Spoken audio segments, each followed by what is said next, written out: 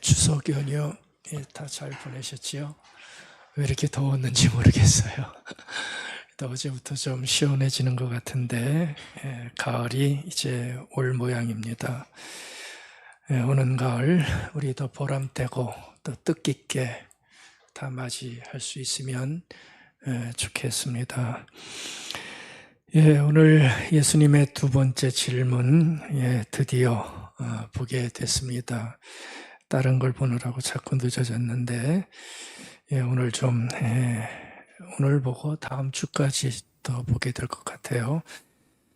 우리가 첫 번째 질문으로 주님께서는 그런 질문을 하셨죠. 무엇을 찾느냐, 무엇을 찾느냐 이렇게 질문을 한번 해주셨고요. 이제 오늘 두 번째 질문은 조금 변형해서 질문을 하면 너에게 나는 누구냐? 주님 당신을 묻는 질문을 하시는 거죠. 너에게 나는 주님이시죠. 너에게 나는 누구냐? 나를 어떻게 생각하고 따르고 있느냐라는 아주 직접적인 어떻게 보면 좀 민망한 그런 질문을 제자들에게 하고 있습니다.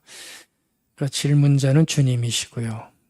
질문을 받은 사람들은 예수님의 제자들입니다. 사람들은 나를 향해 이런저런 사람이다 쭉 나오죠. 뭐라 물어보니까 세례 요한이다, 엘리야다, 선지자다. 사람들의 반응이 그렇지만 나에게 중요한 것은 그 사람들이 아니라 바로 너희다. 너희에게 나는 누구냐? 이런 지금 물음을 하고 계시는 거죠. 글쎄요, 현장에 없어서 잘은 모르겠는데 주님의 갑작스러운 질문에 이 제자들은 당황했을 것 같기도 한데 잘 모르겠습니다. 허를 찔린 것 같다는 생각이 들어요. 제가 갑자기 집사님은 주님을 어떻게 생각하세요? 그러면 당황할 수 있겠죠? 당황 안 하실 거예요? 당황한다고요. 제자들도 마찬가지 아니었을까요? 근데도 주님은 이 질문, 너희들에게 나는 누구냐라는 이 질문은 한 번쯤은 꼭 해야 할 질문이셨고요. 꼭 해야 될 질문이셨고요. 또 제자들은 한 번쯤은 꼭 받아야 할 질문으로 아마 받고 있는 그런 질문으로 우리가 볼 수 있습니다. 그러니까 없으면 안 되는 질문을 주님께서는 지금 이 질문을 어디에서 하시는지 아세요? 가버나움에서 하세요. 지금 가버나움은 예루살렘을 향하여 가기 직전에 머물러 있는 바로 그와 같은 동네입니다. 그러니까 굉장히 중요한 시점이라는 걸 아셔야 됩니다. 이제 예루살렘에 주님이 왜 가시죠? 죽으러 가시잖아요. 비장한 각오로 제자들과 함께 예루살렘으로 올라가시기 바로 직전에 이 질문을 하고 계시는 거예요. 너희들 난 누구라고 생각하느냐? 그 중요성을 알겠죠? 그건 모르고 주님과 함께 고난받으러 가기는 좀 그럴 거예요. 그래서 바로 이 중요한 질문을 이 시점에서 하고 있는 것으로 우리가 봐야 됩니다. 만약에 예수님이 누구인지도 모르고 따른다고 한다면, 또 그렇게 예루살렘에 올라간다고 한다면, 또 안다 한들 잘못 알 수도 있잖아요. 잘못 알고 따른다고 한다면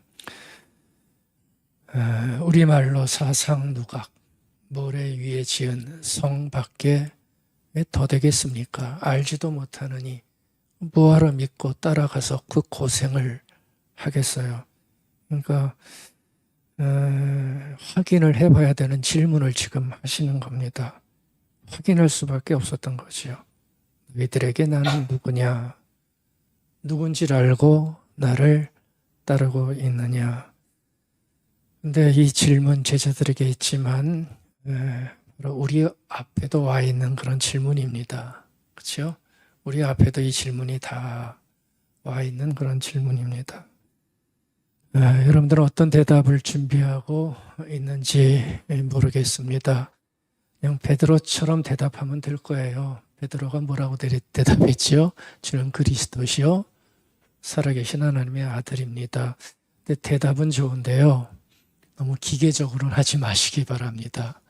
의미를 알고 새기고 내 안에서 우러나오는 대답을 할 때 그때 이 대답은 능력 있는 대답이 아마 될 수 있을 것입니다. 왜 이 질문을 하셨을까? 그들만이 아니라 우리들에게도 이 질문이 왔다면 질문하신 의도는 분명하지 않을까요?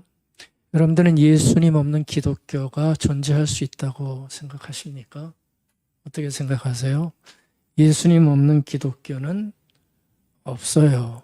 그렇지 않습니까? 만약 예수님이 없는데 교회가 있고 기독교가 있고 신앙이 있다면 그거는 글쎄요, 잘 모르겠네요. 안고 없는 찐빵? 또 뭐가 있죠? 물 없는 우물. 그렇죠? 물 없는 우물이 우물인가요? 근데 우물이라고 우길 수 있죠. 또 짠맛 없는 소금. 마치 그런 것들처럼 예수가 없는 기독교는 물 없는 우물이고요. 짠맛 없는 소금이 되는 아마 그런 모습밖에 되지 않을 거예요. 예수님은 우리 신앙의 중심, 저 신앙의 중심 맞죠? 예. 그래서 잘 우리가 새겨야 되고 또 더 잘 알아야 되는 우리의 주님이십니다. 그래서 물어보신 거예요. 확인하시는 것이요. 네, 여러분들 참 유감스럽지요. 참 유감스럽게도 우리 예수님을 알아야 되는데 이 예수님을 알지 못하게 하는 저는 비유 하나를 쓸게요. 예수님을 알지 못하게 하는 문턱 다 아시죠?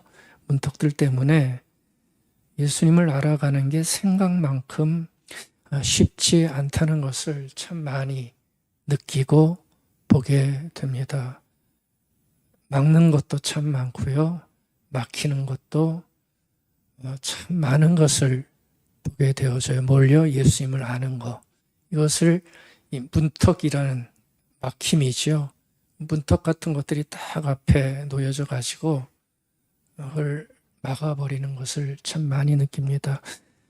우리 예전 집에는 문턱이 참 많았어요. 그 집에 가보면 요즘은 그 로봇 청소기가 나와가지고 문턱들을 다 없애고 있거든요. 근데 예전엔 다 문턱들이 있었어요. 근데 문턱은 경계였죠. 이 방과 저 방의 경계였고 더 넓히면 이곳과 저곳의 경계선. 그게 바로 문턱의 역할 아니었습니까? 그러니까 한 방에서 다른 방으로 가려면 문턱을 넘어가야 갈 수가 있어요. 한 장소에서 다른 장소로 가고 또 어떤 사람을 알아갈 때도 이곳에서 저곳까지 넘어가야 제대로 알 수 있는 건데 예수님을 알기 위해서도 막힌 문턱이 있는데 그 문턱을 우리가 좀 넘어가야 예수님 너머에 있는 막혀져 있는 다른 세계 그 다른 세계를 그 문턱을 넘어가야 진가를 우리가 발견할 수가 있는 겁니다.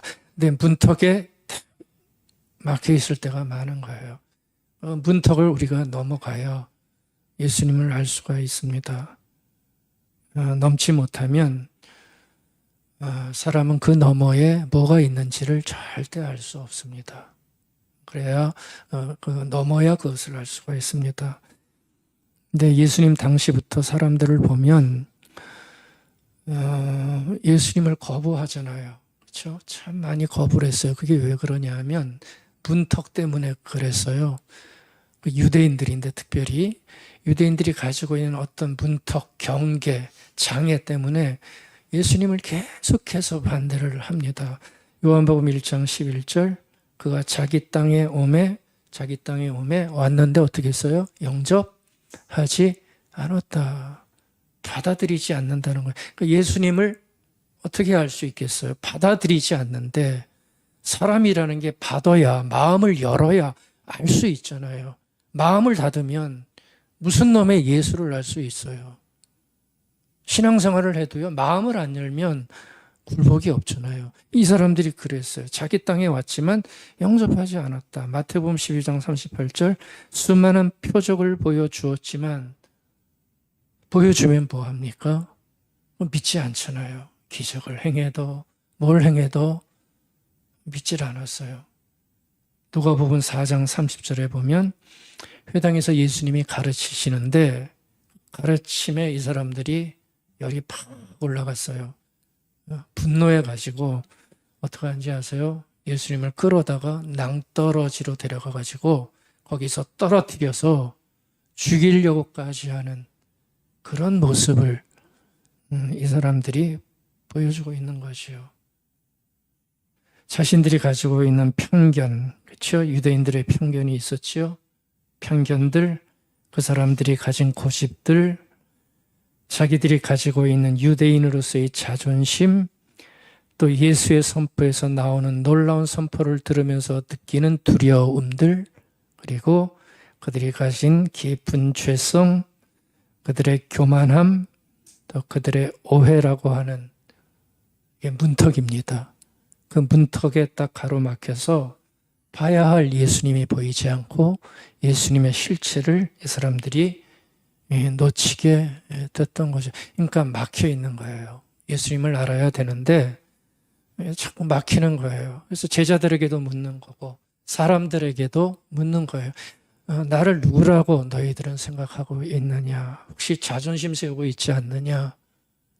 너희들 교만해서 나를 잘못 알고 있지 않느냐? 뭐 이런 얘기를 하시는 거죠. 근데 제가 유대인 얘기를 드렸지만 근데 지금도 우리를 보면 우리는 유대인은 아니지만 예수님을 대하는 우리들의 모습을 보면 글쎄요, 별로 달라진 것 볼 수 없는 것 같다는 생각 많이 들어요. 별로 달라진 거 없어요. 오히려 더 많은 문턱들이 생겨가지고요.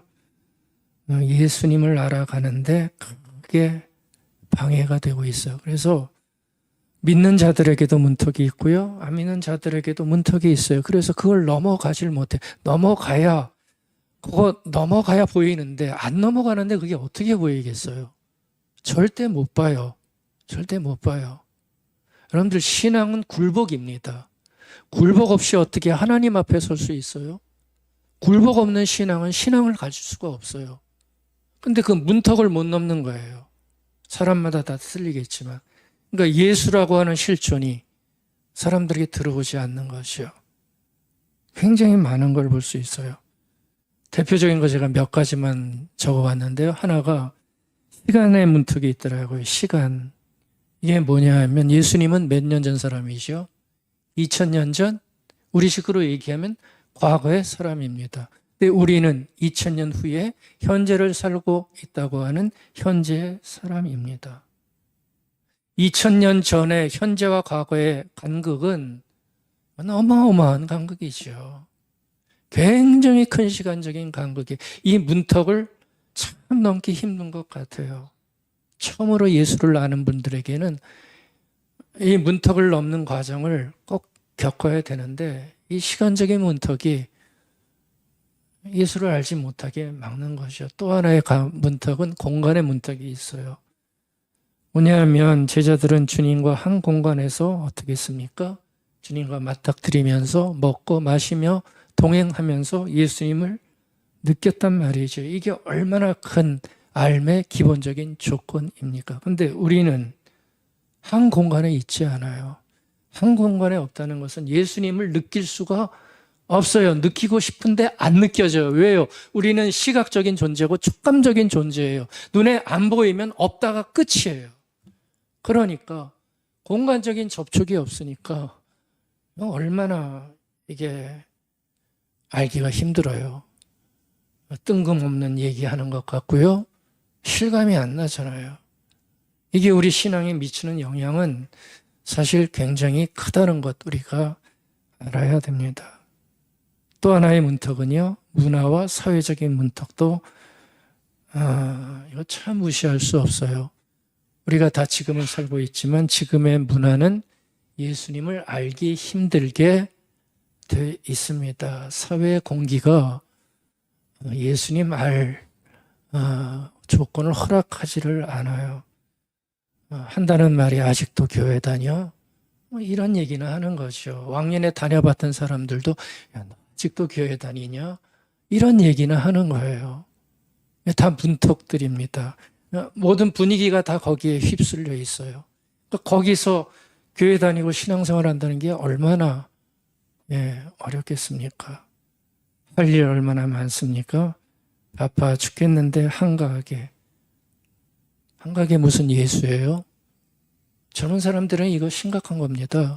한가한 게 무슨 예수예요? 열심히 뛰어야 되는데 묵상하라고요? 천만에요. 무슨 놈의 묵상이에요? 그렇지 않아요, 사회적인 분위기는.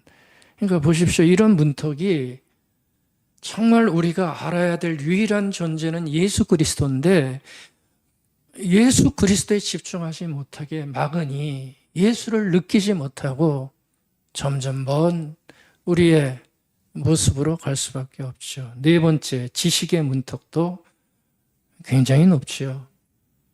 지금 세상은 영성의 시대가 아닙니다. 과학주의 시대고 인간 중심 시대입니다. 이게 대세입니다. 영성의 시대가 아니잖아요. 영성, 신비, 하나님이라는 단어의 의미가 사람들에게는 다 사라진 지 오래됐습니다.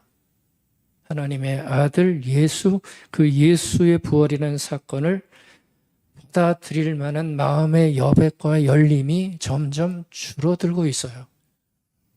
줄어들고 있어요.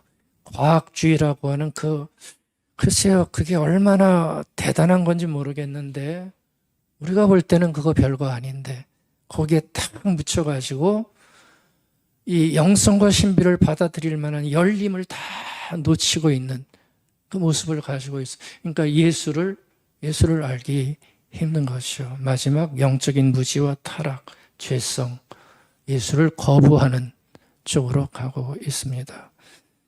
보십시오, 여러분들. 간단히 문턱을 얘기를 했지만 이런 문턱들이 불신자뿐만 아니라 저와 여러분들에게까지도 끊임없이 자꾸 앞에 걸리적거리면서 턱턱턱 문턱을 만들고 있는 거예요. 예수가 누구야? 그렇죠? 그 사람이 뭔데? 그렇죠? 그 사람이 뭔데?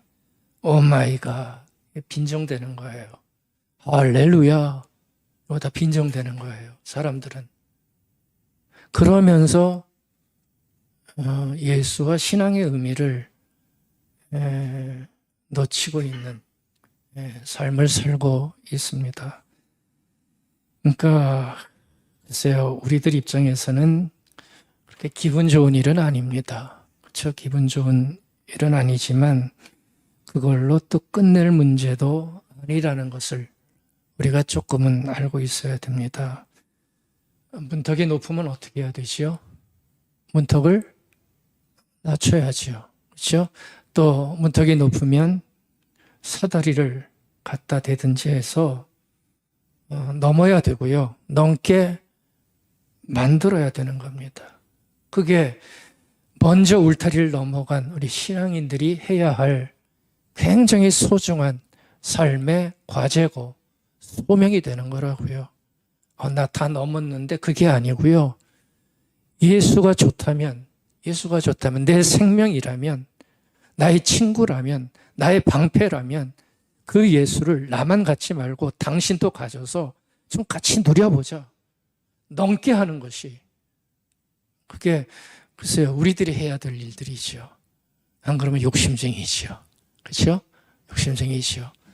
나중에 구원 얻는다면서요. 천국 가신다면서요. 그러면 자기만 가면 욕심쟁이지요. 같이 가야 되는 거라고요. 그게 우리가 해야 될 일이에요.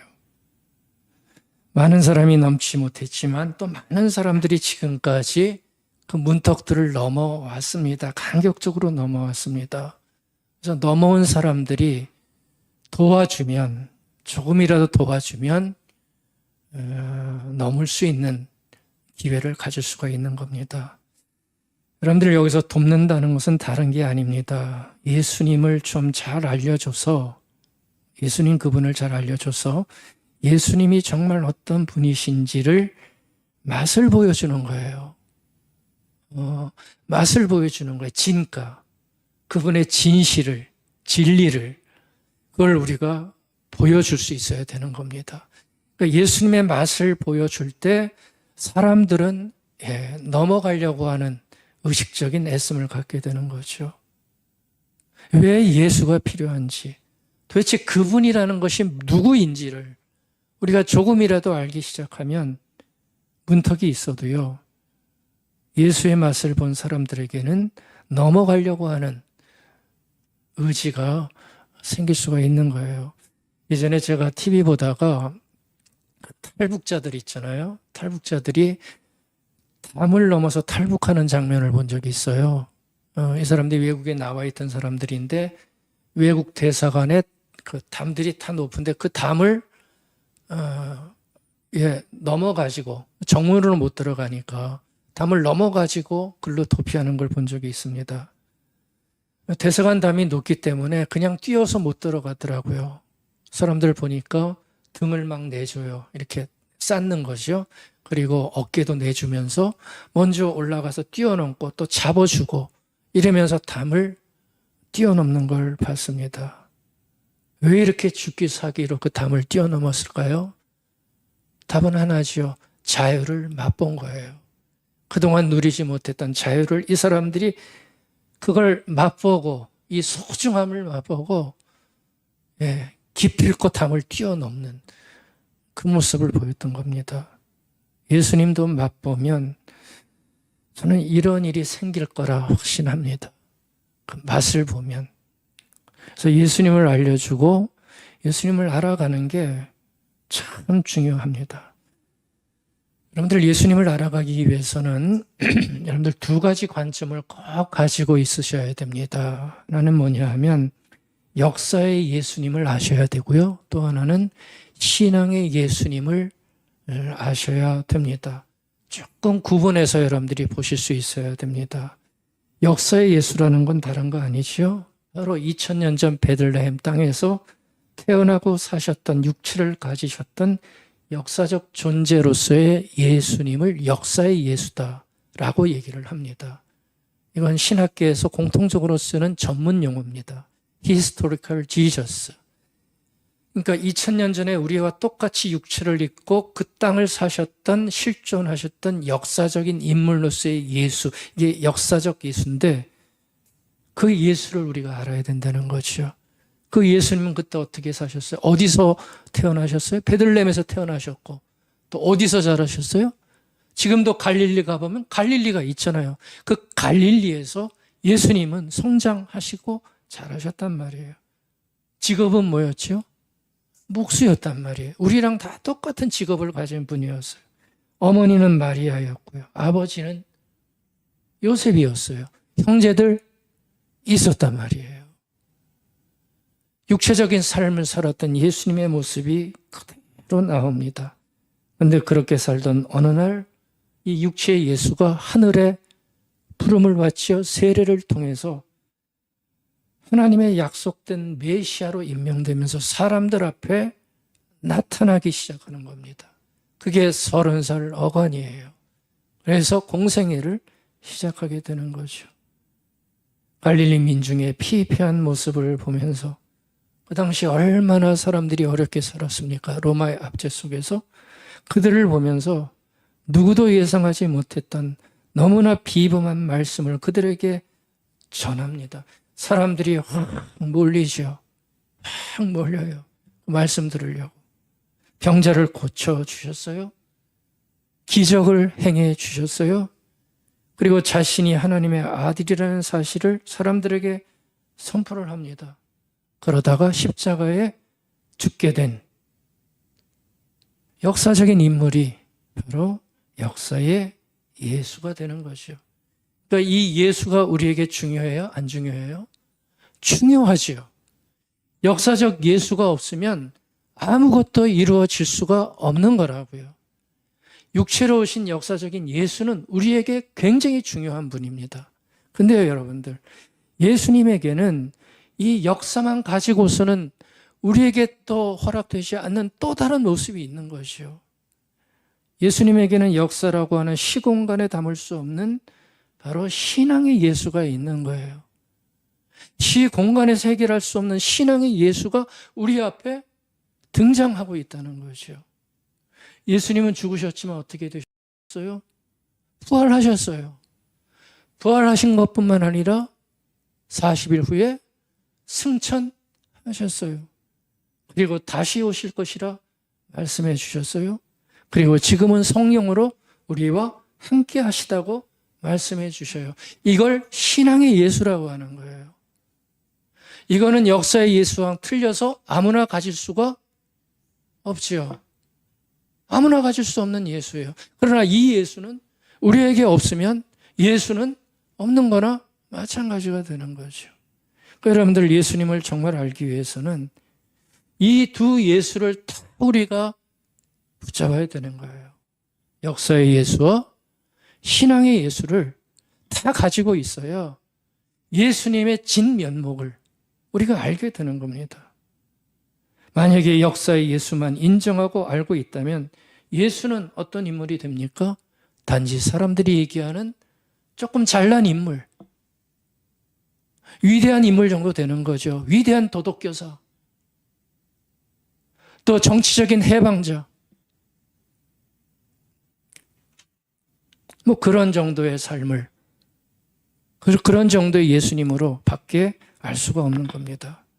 만약에 우리가 신앙의 예수만 알면 그는 실체가 없는 허구의 예수를 믿게 될 수 있는 거죠. 그건 상상이에요. 육체의 예수가 없는, 역사의 예수가 없는 예수는 그건 상상이에요. 허구예요. 그러니까 두 가지 전부 다가 우리가 알아야 되고 고백하는 예수님의 모습이라는 거 우리가 알고 있어야 됩니다. 여기까지 정리되셨죠? 예. 여러분들 역사의 예수는 어디에서 알 수 있죠? 역사의 예수 잘 아셔야 됩니다, 여러분들. 왜냐하면 거기에서 예수님의 놀라운 뜻이 거기에 다 있어요. 예수님의 역사적 삶 안에. 역사의 예수는 복음서에 나와 있잖아요. 그러니까 복음서를 거듭 읽으시면서 느끼셔야 돼요. 아, 예수님의 속마음을 발견하셔야 돼요. 그분의 사랑을 거기서 발견하셔야 돼요. 그분의 능력을 발견하셔야 돼요. 그러니까 역사적 예수를 바라보면서 복음서의 예수님의 생애를 바라보면서 우리는 역사적 예수를 알 수 있는 거죠. 신앙의 예수는 어떻게 알 수 있죠? 예수님의 영이신 보혜사 성령을 통해서 우리는 신앙의 예수를 알 수 있는 거예요. 예수님께서 자신이 가시면서 너희들에게 영을 주겠다 그러면서 자신의 영을 주겠다 하면서 주신 게 보혜사 성령이었단 말이에요. 그 영을 받을 때, 그 영이 내 안에 있을 때, 고백함으로 내 안에 들어올 때 그 영이 나에게 역사의 예수만 보는 게 아니라 신앙의 예수를 바라볼 수 있는, 뭐라고 그럴까요? 믿음도 주시고 고백을 할 수 있는 은혜를 주시는 거죠. 그러니까 복음서를 통해서 우리는 예수님의 삶과 죽음과 부활의 역사성을 바라보게 되고요. 성령께서는 그 사건들 뒤에 흐르는 영적인 진실을 우리에게 깊게 인정하고 깨닫게 만드시는 거예요. 그러니까 역사의 예수가 오늘 우리가 따르는 예수가 되는 것은 2000년 전에 그 공간과 떨어진 그 역사적 예수가 나의 예수가 되는 것은 성령을 통해서 우리가 예수를 알게 되는 것이고 예수를 고백하게 되는 겁니다. 그러니까 성령을 통해 우리는 과거의 예수님이 아닌 살아계신 예수님을 만나게 되는 거고 비로소 나의 주, 나의 하나님으로 마음을 다해 고백하는 거예요. 그러니까 이 두 예수님이 내 안에 깊게 들어와야 비로소 예수님이 내 안에 살아나는 거예요. 그분을 소망하고 그분에게 내 인생을 맡기는 삶을 살게 되는 거죠. 많은 분들이 역사의 예수만 알고 예수를 비판하고 예수를 학문적으로 연구하지만 그걸로는 예수를 알 수 없어요.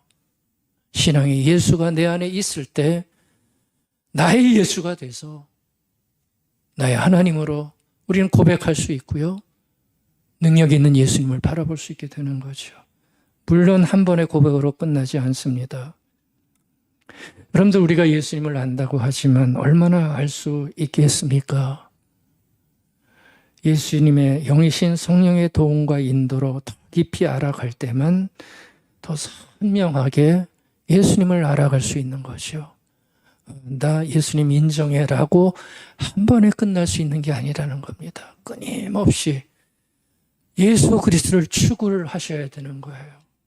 복음서를 끊임없이 읽으시면서 그분을 느끼시고 예수의 영을 초대해서 주님 저를 인도해 주십시오. 깨어있는 영혼을 가질 때 꿈에서라도 예수님을 볼까요? 예수님이 선명하게 나와 함께 하심을 실제로 느끼면서 동행한다고 그러잖아요. 걸음을 걸어갈 수 있게 되는 겁니다.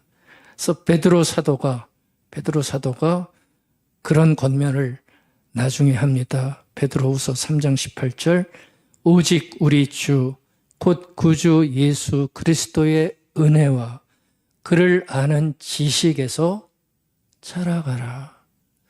끊임없이 은혜를 받아 예수님을 아는 삶을 추구해 가라 라고 권면을 하는 겁니다. 그럴 때 예수가 더 깊은 나의 주님이 되어줄 수 있는 거죠. 말로만 예수님이 주님인 사람이 얼마나 많아요. 그런 예수 아니고 매 순간마다 나와 동행하시는 그 예수를 알 수 있게 된다는 거예요. 오늘 좀 이따 찬송 부를 텐데요. 찬송가도 우리에게 도전하죠. 예수 더 알기 원하네. 그렇게 살아가라는 거예요. 예수 더 알기 원하네. 바로 그 찬송이에요. 크고 더 넓은 은혜와 대속해 주신 사랑을, 대속이 뭐죠? 나를 구원해 주신 끊을 수 없는 그 사랑, 멈출 수 없는 그 사랑을 더 간절히 알기 원하네. 내 평생의 소원이 그렇게 되기를 바라네. 그런 얘기를 우리에게 해주고 있는 거예요. 잘 들으면 얼마나 좋을까요? 여러분들의 인생이, 여러분들의 평생의 소원이 여러분들의 구원자 되신 예수님이 될 수 있기를 간절히 바라겠습니다. 보십시오. 이런 마음으로 예수님의 말씀과 행동을 깊게 숙고하고 예수의 영을 내 삶에서 끊임없이 추구할 때 예수님은 더 이상 시간과 공간과 문화와 지적인 문턱에 막히지 않고요. 살아계신 하나님의 아들로서 내 안에 영으로서 살아계신 여전히 나와 동행하시는 실존하시는 예수 그리스도가 돼서 우리의 믿음이 참다운 믿음이라는 것을 증명시키는 삶을 살게 하시는 거예요. 아멘. 이게 예수를 알아가야 하는 우리들의 삶의 모습입니다. 역사적 예수를 깊게 하셔야 되고 신앙의 예수를 추구하셔야 됩니다. 둘 다 없으면 큰일 납니다. 껍데기밖에 남지 않습니다. 그건 그냥 종교입니다.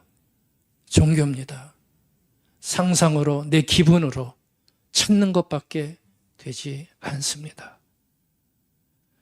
여러분들은 복음서에 보면 우리 예수님께서 참 많은 모습을 보여주는데 그 모습 중에서 어떤 장면이 많이 기억나세요? 선명하게 남는 장면이 어떤 게 있으셔요? 거기 보면 참 놀랍고 예상치 못한 모습이 너무나 많지요. 역사의 예수가 우리에게 보여준 놀라운 감동들입니다. 그런 것들이 우리에게 살아있어야 되는 거죠. 여러분들 그런 장면 기억나세요? 주님께서 잡히시기 전날 밤에 제자들의 뭐를 시켜주세요? 그 냄새나고 더러운 중동 지방구 맨발로 다니잖아요. 깨죽깨죽한 더러운 발을 허리를 굽혀가지고 대야에다가 수건 질끈 매고 허리 숙여가지고 제자들의 발을 하나하나 다 씻겨주세요. 그 당시 문화에서는 상상할 수도 없는 장면을 그들에게 보여주세요. 예수님께서 왜 그렇게 하셨다고 생각하세요? 그냥 보시면 안 돼요. 이런 게 내 마음 안에 깊게 묵상되어지고 살아있어야 예수가 보이는 거예요. 여러분들 가룟 유다가 예수님 배반하죠? 배반하는 그 밤이 됐어요. 로마 군사들을 데려와요. 그러면서 로마 군사들과 약속을 하죠. 내가 입 맞추면서 사인하는 이가 예수다. 그를 잡으면 된다.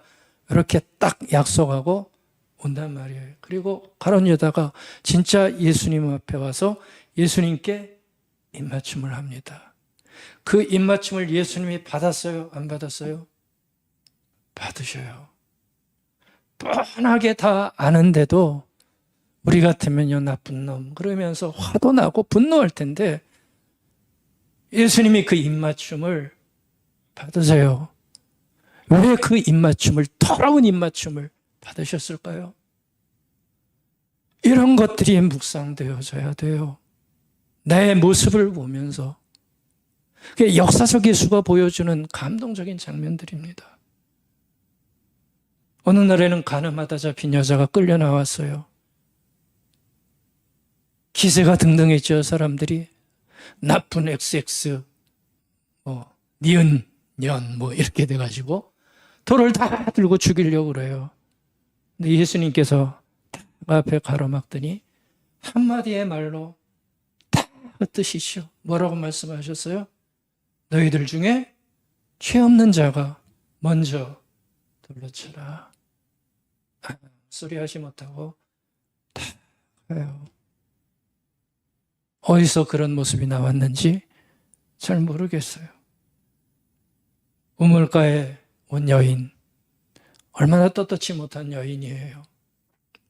우리도 떳떳지 못한 게 많지만 이 여자는 더 떳떳지 못했던 것 같아요. 그래서 사람들 없는 낮에, 대낮에 물길로 와서 그냥 도망가는 그 여자인데 예수님이 놓치지 않고 만나셔가지고 용기 주고 위로하고 사람을 변화시키는 그 모습을 보여줍니다. 주님은 폭풍우도 잠잠케 해주셨고요. 오병이의 기적으로 당신의 권세를 보여주세요. 십자가에서 죽으시지만 부활하십니다. 또 한 번의 창조가, 그렇죠. 생명이 죽었다가 살아나는 것은 창조지요. 또 한 번의 창조가 예수님에게서 일어난 거죠. 여러분들 현대 과학이 100년 정도입니다. 100년 정도 안에 비약적인 과학적인 발견이 일어났어요. 근데 그 짧은 기간에 일어난 현대 과학으로 여러분들 이 부활을 자꾸 판단하려고 사람들이 길을 쓰는데 그거 헛수고 아닌가요? 그 짧은 현대 과학으로 여러분들 부활을 판단하시면 안 됩니다. 어느 순간에 뒤집힐 수 있는 하나님의 능력이고 권세란 말이에요. 서서히 뒤집히기도 있어요. 지금도 양자역학이 나온 다음부터는 부활을 새롭게 해석하는 신학자들, 과학자들도 생겨나고 있단 말이죠. 그런 걸로 파악할 필요가 없는 거예요. 보십시오. 이런 장면들이 예수님이 누구인지를 보여주는 너무나 뜻깊은 소중한 장면들 하나하나입니다. 이런 장면들 하나하나가 여러분들의 마음속 깊은 곳에 조금이라도 안착되고 생각되어지고 각인되어지기 시작할 때 비로소 역사의 예수가 보이기 시작하는 거예요. 역사를 살았던 단순한 실존 인물로서의 역사의 인물이 아니고 그 안에서 신앙의 예수가 보이기 시작하고 그래서 예수님의 실체를 우리가 비로소 인정할 수 있는 데까지 가게 되는 거예요. 그래서 예수님이 물으시는 거죠. 너희들은 나를 누구라고 생각하느냐? 무슨 얘기냐면 무턱대고 믿지 말라는 겁니다. 종교성으로 무엇인가를 얻기 위해서 나를 따르지 말라는 겁니다. 예수님의 제자 둘이 그랬잖아요. 나중에 뭐 주십시오, 뭐 주십시오. 그런 신앙이 아니라 나를 온전히 알아 하나님의 영광이 어떤 것인지를 볼 수 있는 신앙의 삶을 살아내라. 너희들은 나를 제대로 알아야 된다. 이 말씀을 우리에게 주시는 건데 이게 그 당시만 유효하겠습니까? 지금 우리에게도 여전히 절실한 문제라고 생각합니다.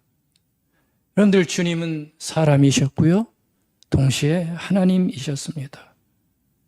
주님을 통해 하나님은 당신을 잃어버린 세상을 회복하시는 하나님의 계획을 성취하고 계시는 겁니다. 그 완성은 주님 말씀하신 것처럼 다시 오실 그날 온전한 구원의 성취, 우주적 사건의 성취가 이루어지는 아름다운 일들이 일어나게 되는 것이요. 그래서 주님 자신이 이렇게 말씀하셨어요. 나는 부활이요 생명이다. 나를 믿는 자는 죽어도 산다. 살아서 나를 믿게 되면 그 사람은 영원히 죽지 않는다. 너희들이 이것을 믿을 수 있겠느냐? 아멘. 얼마나 놀라운 얘기를 합니까? 여기에는 인간적인 얘기가 하나도 없어요. 이런 얘기하면 다 도망가요, 오히려. 근데 보세요. 뭘 잡수셨는지. 나는 부활이요 생명이다. 나를 믿으면 죽어도 산다. 살아서 믿으면 영원히 죽지 않는다. 어떻게 이런 얘기를 합니까? 나는 알파와 오메가다. 알파와 오메가가 뭐죠? 처음이요 끝이다. 그게 자신이라는 거예요. 시초와 시말이 자신에게 있다는 얘기입니다. 그것이 나다. 어떻게 이런 얘기를 할 수 있습니까? 나는 빛나는 새벽별이다. 참 아름답죠? 새벽별이 뭐지요? 희망이에요. 나는 너희들의 유일한 희망이다. 아멘. 아멘. 아멘. 우리들의 유일한 희망이. 세상은 희망이 없어요. 세상에 희망 걸지 맙시다. 세상은 희망이 없어요. 근데도 세상에 희망을 찾는 자들은 끊임없이 늘어나고 있어요. 주님은 아니다. 내가 새벽별이다. 내가 희망이다. 말씀하세요. 나는 하나님의 아들이다. 신성모독이라 말하지 말아라. 주님의 말씀입니다. 주님이 다 하신 말씀이에요. 보세요. 엄청난 선언들입니다. 엄청난 선언들입니다. 그래서 C.S. 루이스라고 하는 유명한 학자 있죠? 그분이 이런 걸 보면서 한마디 했어요. 뭐냐 하면 주님이 만약 이렇다면, 이런 얘기를 하셨다면 예수님은 세 가지 중에 하나일 수밖에 없다. 뭔지 아세요? 거짓말쟁이든지 미친놈이든지 아니면 정말로 주님이든지 당신들이 판단해라. 그리고 믿으려면 결단해라. 그거 아니면 믿지 못한다. 라고 얘기를 하는 거예요. 보세요. 이게 제정신 가지면 할 수 있나요? 이거 미친 사람들의 제일 많죠. 정신병원에 가면 이런 분들 많잖아요. 나 예수야 그런 사람들. 못 보셨어요? 진짜 있어요. 나 예수야.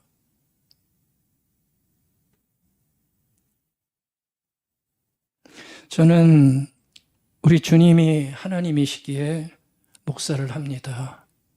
그리고 믿음도 가집니다. 역사적 실존으로만 끝났다면 저는 예수님 따르지 않았을 겁니다. 놀랍게도 성령께서 이 놀라운 사실이 더 합리적이고 이성적이라는 마음을 주셨습니다. 그래서 다시 오실 예수님에 대한 믿음을 저는 포기할 생각이 없습니다. 미쳤다 그래도, 정신 나갔다 그래도 저는 이게 훨씬 더 합리적이고 더 이성적이더라고요. 여러분들 너무 세상의 이성 앞에 쫄지 마세요. 아무것도 아닙니다. 그래서 지금 주님께서 너에게 나는 누구냐 만약에 물으신다면, 우리 다 묻잖아요. 너에게 나는 누구냐 물으신다면 저는 폼나게 이렇게 대답하고 싶어요. 베드로의 대답이 아니라 주님 너는 나에게 누구냐 물으신다면 예, 주님은 저에게 희망입니다. 스크린에 제가 써왔어요. 주님은 저에게 희망입니다. 아침 안개 속에서도 뭘 상징하죠? 모호하잖아요, 인생이. 도대체 앞길을 알 수가 없어요. 얼마나 모호하고 안개 낀 인생입니까? 그렇게 모호한 삶 속에서도, 저녁의 깊은 어둠 속에서도 얼마나 아픔이 많고 눈물이 많고 고난이 많아요. 그러한 어둠 속에서도 흔들릴 때마다 빛나게 하시는 이는 예수시니 생명과 구원의 빛이 당신이십니다. 라고 나게 고백을 하고 싶습니다. 주님은 삶의 이유이십니다. 어떤 삶의 순간에도 나의 피난처요, 나의 숨결이십니다. 살아서도 죽어서도 당신만이 나와 함께 하시는 유일한 구원자이십니다. 라고 물으신다면 고백을 하고 싶습니다. 아멘. 주님을 알고 주님을 사랑하고 주님을 따르는 것이 바라기는 여러분의 인생에서 가장 큰 사건이 되기를 바라겠습니다. 가장 잘한 일 되기를 바라겠습니다. 가장 큰 힘이 되기를 바라겠습니다. 너는 나에게 누구냐? 마음으로 정리하시고 주님을 따라가는 인생으로 서기를 간절히 바라겠습니다. 아멘.